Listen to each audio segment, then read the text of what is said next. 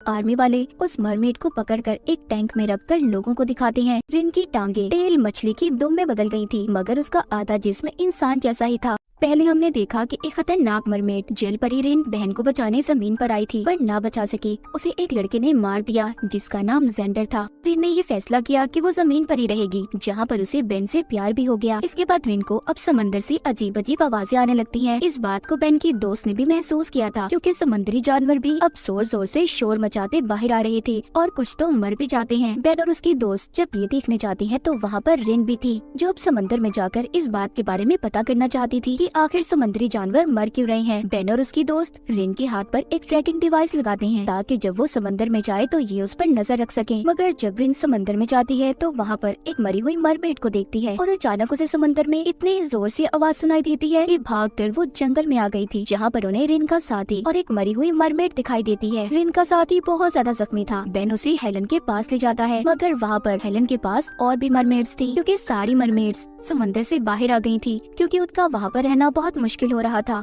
इसीलिए बेन अब सबको अपने घर में ले जाता है। बेन ने इस बात को पता लगा लिया था कि एक ऑयल कंपनी ने काम करने के लिए कुछ डिवाइसेस को समंदर में लगाया है, जिससे निकलने वाली आवाजों को मरमेड्स बर्दाश्त नहीं कर रही थी। यही वजह थी कि मरमेड्स की जान को खतरा था, मगर कंपनी का ये कहना था कि वो 8 महीनों तक डिवाइसेस को नहीं निकालेंगे। इसका मतलब 8 महीने तक उन सभी मरमेड्स को जमीन पर रहना था, लेकिन उनका ख्याल रखना बहुत मुश्किल था, क्योंकि वो कभी भी किसी भी वक्त गुस्से में आकर किसी पर भी हमला कर सकती थी। बेन रिन को गाड़ी चलाना भी सिखाता है और बाकी के मरमेड्स जंगल में मछलियाँ पकड़ने निकल जाते हैं। उनके साथ रिन की बहन की बेटी भी थी, जिसके पीछे जंगल में एक भेड़िया लग गया था, मगर बेन और उसकी दोस्त उसे बचा लेते हैं। रिन का हुक्म सारी मरमेड्स माना करती थी। रिन यहाँ पर सबको सभी बातों के बारे में समझाती है कि यहाँ पर कोई भी किसी को नुकसान नहीं पहुँचाएगा। दूसरी तरफ जब जेंडर को ये बात पता चलती है कि मरमेड्स बेन के घर पर रह रही हैं, तो वो बेन के साथ लड़ाई शुरू कर देता है। वो कहता है वो मरमेड्स बहुत खतरनाक हैं, वो किसी को भी नुकसान पहुँचा सकती हैं, जैसे उन्होंने मेरे डैड को मार दिया। इसीलिए अब ये बेन के घर जाना चाहता था, ताकि वहाँ पर जाकर सबको मार सके। पर इससे पहले ये बेन के घर जाता, वो सभी मरमेड्स को लेकर एक खुफिया जगह पर चला गया था। अब रिन को भी समंदर से दूर रहे काफी दिन हो चुके थे, इसीलिए उसका सांस भी अब ठीक तरह से नहीं आ रहा था। समंदर में नहीं जा सकती थी, इसीलिए बेन और उसकी दोस्त एक बहुत बड़े टैंक में समंदर का पानी डाल देते हैं, ताकि उसके अंदर जाकर रिन को सुकून महसूस हो सके। उधर बेन सपना देख रहा था। जो सपना बेन देख रहा था, मजे की बात ये थी कि रिन को भी वैसा ही सपना आ रहा था, क्योंकि मरमेड्स को समंदर में सपने नहीं आते थे और जमीन पर पहली मर्तबा रिन ने सपना देखा था। इसके बाद हम देखते हैं बेन और उसकी दोस्त ने मरमेड्स के लिए एक बड़े घर के साथ साथ वाटर टैंक भी बना दिया था। वो इन सभी की नकली आईडी भी बनवा देते हैं, ताकि जमीन पर रहते हुए उन्हें कोई परेशानी ना हो। वो सभी को अपने साथ पूरे टाउन की सैर करवाते हैं, मगर यहाँ पर एक मरमेड गायब थी, जिसको जेंडर ने एक कश्ती में कैद करके रखा हुआ था। वो उस मरमेड को ब्लैकमेल करता है, कहता है अगर तुम मुझे बाकी के मरमेड्स के बारे में बता दोगी तो मैं तुम्हें यहाँ से जाने दूंगा, और अगर तुमने ना बताया तो भूल जाओ कि कभी तुम आजाद हो सकती हो। वो सब कुछ ऐसा इसलिए कर रहा था क्योंकि वो सभी मरमेड्स को मारकर अपने डैड का बदला लेना चाहता था। वो ये सोचता है कि मरमेड सबके लिए खतरा होती हैं। अब वो मरमेड बहुत जख्मी थी, ना तो वो उसका मुकाबला कर सकती थी और ना ही यहाँ से भाग सकती थी, इसीलिए वो इसका साथ देने के लिए तैयार हो जाती है। जेंडर ने उसे आजाद कर दिया था। वो जाकर इनकी बहन की बेटी के पास जाती है, जिसको वो बताती है कि तुम्हारी मॉम को एक इंसान ने मारा था। ये सुनकर रिन की बहन की बेटी को गुस्सा आ गया था। अब वो भी रिन को अपना दुश्मन मानने लगी थी कि वो इंसानों का साथ दे रही है, इसीलिए वो भी उस मरमेड के साथ सबको मारने के लिए तैयार हो गई थी। अब बेन जेंडर के पास जाता है, जहाँ पर वो उसे अपने साथ समंदर में ले जाना चाहता था, मगर वहाँ पर जेंडर उसे शो करवाता है कि वो मरमेड्स के बारे में फिक्रमंद है। हालांकि सच्चाई कुछ और थी, जल परियों का दुश्मन था। अब ये दोनों ऑयल कंपनी के डिवाइसेस के बारे में पता करने के लिए समंदर में चले गए थे। वही मरमेड जो जेंडर का साथ दे रही थी, जो रिन की दुश्मन थी, वो रिन की बहन की बेटी को लेकर अपने मरमेड साथी को मारने की कोशिश करती है और जाकर उसे जेंडर की कश्ती में कैद कर देती है। मगर अब ये जेंडर का भी साथ नहीं देना चाहती थी, इसीलिए उसे भी उस मरमेड के साथ उसने बंद कर दिया था, जहाँ पर जेंडर उस मरमेड को बहुत मारता है, मगर वो उसको बदले में कुछ भी नहीं कह रहा था। अब यहाँ पर जेंडर बेन को फोन करता है और उस मरमेड के बारे में बता देता है, जो रिन की दुश्मन बन गई थी। बेन सब जानने के बाद उन्हें वहाँ पर आकर बचा लेता है। उधर वो मरमेड जो रिन की दुश्मन थी, वो समझ रही थी कि रिन ही की वजह से सभी इंसान उनके दुश्मन है, इसलिए वो बाकी के मरमेड्स के पास जाती है और सबसे ये कहती है कि उन्हें रिन को खत्म करना होगा, मगर कोई भी इस मरमेड का साथ देने के लिए तैयार नहीं था। जिसके बाद रिन उसी मरमेड अपनी दुश्मन साथी को समझाती है कि हमें वापस से समंदर में जाने के लिए इंसानों की जरूरत है, वो हमारी मदद करेंगे। इसलिए मरमेड रिन की बात को समझ गई थी।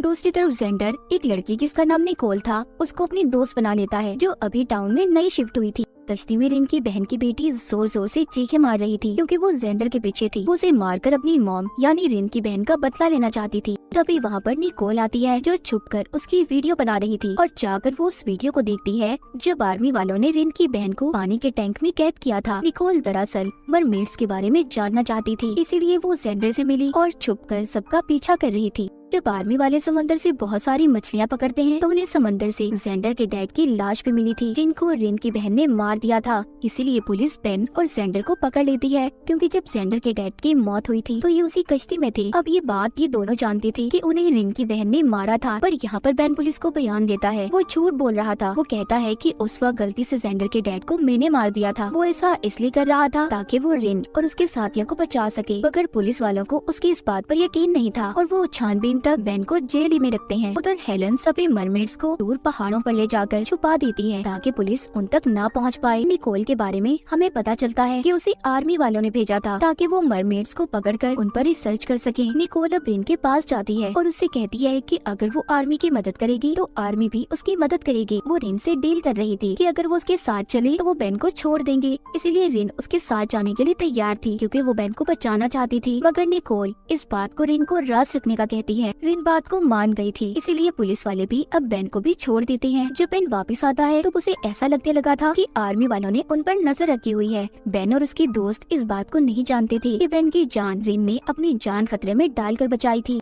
रिन अगले दिन निकोल के साथ आर्मी की लैब में जाती है जहाँ पर उसके कुछ टेस्ट लिए गए थे, मगर रिन जल्दी वापस आ गई थी। बेन के वापस आने के बाद सभी मरमेड्स भी पहाड़ों से वापस आ गए थे। अब बेन को भी ये बात पता चल जाती है कि वो ऑयल कंपनी जिसने समंदर में डिवाइसेस को लगाया हुआ था वो बेन के डैड की कंपनी है। इसीलिए वो भी फैसला करता है कि वो समंदर में जाकर सभी डिवाइसेस को निकाल देगा ताकि सभी मरमेड्स वापस से समंदर यानी अपने घर में जा सके। अब ये सभी मरमेड्स को लेकर कश्ती में समंदर में चला गया था। उधर बेन के डैड ने अपनी ऑयल कंपनी के लिए एक पार्टी रखी थी। अपनी तेल से भरी कश्ती आज रात सबको दिखानी थी, मगर बेन के प्लान के मुताबिक सभी मरमेड्स समंदर में जाकर सारी डिवाइसेस को निकाल देती हैं जिसमें बहुत सारा तेल था। उस कश्ती को भी आग लगा देती हैं। ये काम करने के बाद बेन और उसकी दोस्त वापस से पार्टी में आ गए थे। उधर जेंडर और रिन का साथी मरमेड वो दोनों जेंडर की कश्ती में थे। वहाँ पर रिन की बहन की बेटी आकर उन पर हमला कर देती है। इसका मतलब ये था कि वो बाकी मरमेड्स के साथ समंदर में नहीं गई थी ताकि वो जेंडर को मार सके। जेंडर अपनी जान को बचाते बचाते गैस की पाइप को काट देता है जिससे उनकी पूरी कश्ती में आग लग गई थी। इसका पता जब बेन और उसकी दोस्त को चलता है तो वो उन्हें बचाने जाते हैं। बेन जल्दी से वहाँ पर जाकर जेंडर और रिन की साथी की जान को बचा लेता है। अब सभी मरमेड्स पानी में जा चुकी थी। अब जब रात होती है तो बेन और उसकी दोस्त दोनों रिन को बहुत याद करते हैं। वो उसका रिकॉर्ड किया हुआ गाना भी सुनते हैं। तभी वहाँ पर रिन आ गई थी क्योंकि वो भी अब इन दोनों के बगैर नहीं रह सकती थी। वो आकर इन्हें निकोल के बारे में भी बता देती है कि उसने बेन की जान बचाने के लिए निकोल के साथ डील की थी कि वो आर्मी वालों को अपने टेस्ट करने देगी। आगे हमें कहानी में बेन की मॉम दिखाई जाती है जो बहुत ज्यादा बीमार थी। रिन आकर बेन से कहती है कि वो उसके खून का इस्तेमाल करके उसकी मॉम की जान बचा सकते हैं। पहले तो बेन इस बात पर तैयार नहीं था, मगर रिन उसे तैयार कर लेती है क्योंकि वो उसके लिए कुछ भी कर सकती थी। रिन को भी टेस्ट के लिए लैब में लेकर जाते हैं जहाँ पर लैब वाले उसके टेस्ट के दौरान उसे इंसान से एक मरमेड में बदलता देखकर उसकी वीडियो बना लेते हैं। इस बात पर बेन को बहुत गुस्सा आ रहा था, इसीलिए वो रिन को वहाँ से ले आता है। अब काफी वक्त गुजर गया था। बेन की दोस्त रिन से कहती है बेन की मॉम के पास बस अब कुछ ही दिन बचे हैं। इतना सुनकर रिन किसी को भी बगैर बताए निकोल के पास दोबारा से लैब में चली जाती है और अपना खून निकालने का कहती है। वो ऐसा ही करते हैं जिससे रिन की हालत काफी खराब हो गई थी, मगर जैसे ही वो ठीक होती है बेन और उसकी दोस्त उसे वापस ले आए थे। अब बेन भी बहुत परेशान था क्योंकि डॉक्टर्स ने बिना कोई रिसर्च किए बेन की मॉम को रिन का खून लगा दिया था। वो ये सोच रहा था कि पता नहीं रिन का खून उसकी मॉम पर क्या असर करेगा, इसीलिए रिजल्ट आने तक बेन को डॉक्टर्स घर भेज देते हैं।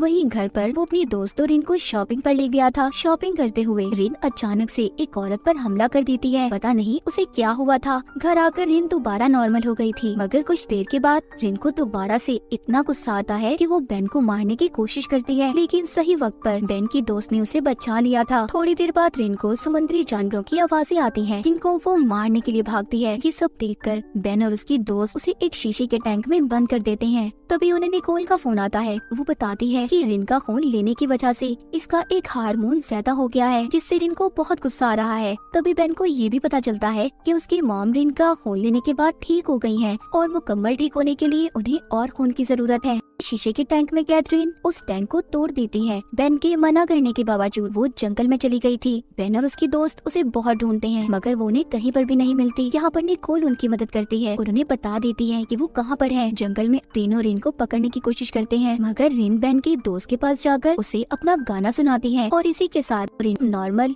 यानी ठीक हो गई थी। मतलब ये था कि उसके गाने का असर रिन पर खुद ही हो गया था। जिसके बाद बेन और उसकी दोस्त अपने दिमाग का टेस्ट करवाते हैं और साथ ही रिन के गाने का भी। जहाँ पर डॉक्टर्स जब उस गाने को सुनते हैं तो हैरान हो जाते हैं कि वो किसी इंसान के दिमाग पर इतना गहरा असर कर सकता है। वो वहाँ पर एक चूहे को शीशे के टैंक में बंद कर रिन का रिकॉर्डेड गाना सुनाते हैं जिसका असर उस चूहे पर इतना ज्यादा हुआ था वो इतना ताकतवर हो जाता है कि शीशे के टैंक को ही तोड़ देता है। उधर जब बेन की मॉम ठीक होने के बाद सबको खाने पर बुलाती है तो यहाँ पर बेन की दोस्त को न जाने क्या हो गया था। वो सबको बेन और इनके बारे में बता देती है कि दोनों एक दूसरे से प्यार करते हैं। वापस आकर वो रिन को बताती है कि पता नहीं जब से मैंने तुम्हारा गाना सुना है मेरे दिमाग पर खुद अपना कंट्रोल नहीं है। आगे इनका काम इस गाने के बारे में पता करना था कि कैसे ये रिन के गाने का असर अपने दिमागों से खत्म कर सकते हैं। अब निकोल बेन की दोस्त का डॉक्टर के साथ इंटरव्यू लेती है पर उसका दिमाग काम ही नहीं कर रहा था। उसे किसी सवाल का जवाब नहीं आता। वो गुस्से से उठकर वापस बेन और रिन के पास आ गई थी। इसीलिए रिन अब इस गाने का असर खत्म करने के लिए समंदर से एक मरमेड को बुला कर लाती है जो इस गाने के असर को खत्म कर सकती थी मगर वो भी इस गाने के असर को खत्म नहीं कर पाती। अब रिन बेन को समंदर में एक जगह का बताती है जहाँ पर जाकर इसके गाने का असर बेन की दोस्त के दिमाग से खत्म हो सकता था। वो आर्मी वालों से बात करके एक मशीन को लेकर समंदर में उसी जगह पर जाते हैं। निकोल ने उस मशीन में कैमरास को भी लगा दिया था पर इन बेन और उसकी दोस्त के अलावा इस जगह को किसी और को दिखाना नहीं चाहती थी इसलिए बेन कैमरास को बंद कर देता है। अभी उसी जगह पर जाते हैं जहाँ पर मरमेड्स के बच्चे पैदा होते थे। रिन बताती है कि वो भी यहीं पर पैदा हुई। आगे वो इन्हें एक ऐसी रोशनी वाली जगह पर लेकर जाती है जहाँ पर आकर बेन और उसकी दोस्त को बहुत अच्छा लग रहा था। ये एक जादुई जगह थी जहाँ पर मरमेड्स मरने के बाद अपने गाने को छोड़ जाती थी। वो यहीं पर बचते रहते थे। अब आखिर ये तीनों वापस आ जाते हैं। वापस आकर इनके दिमागों को आर्मी वाले दोबारा टेस्ट करते हैं। इन्हें पता चलता है कि इनके दिमागों से अब रिन के गाने का असर खत्म हो गया है। तो बेन और उसकी दोस्त बहुत खुश होते हैं। यहाँ पर हमें ये भी पता चलता है कि जब ये तीनों समंदर में गए तो निकोल ने इनके घर में कैमरास को लगा दिया था जो इनकी हर चीज पर खुफिया तौर पर नजर रख रही थी। इसके बाद रिन का वही साथी जो पहले जमीन पर आया था वो दोबारा से समंदर से जमीन पर आ गया था क्योंकि उसका समंदर में दिल नहीं लग रहा था। बाद में वो मरमेड हेलन के घर पर गया था। तभी हेलन के घर पर एक औरत आती है जो रिन के साथी को अपने साथ ले गई थी। जब ये बात हेलन बेन को बताती है तो इस बात का पता आर्मी वालों को भी चल गया था जिन्होंने कैमरे के जरिए इन पर नजर रखी हुई थी। वो समझ जाते हैं कि रिन के अलावा एक और मरमेड है जो टाउन में इंसान बनकर रह रहा है।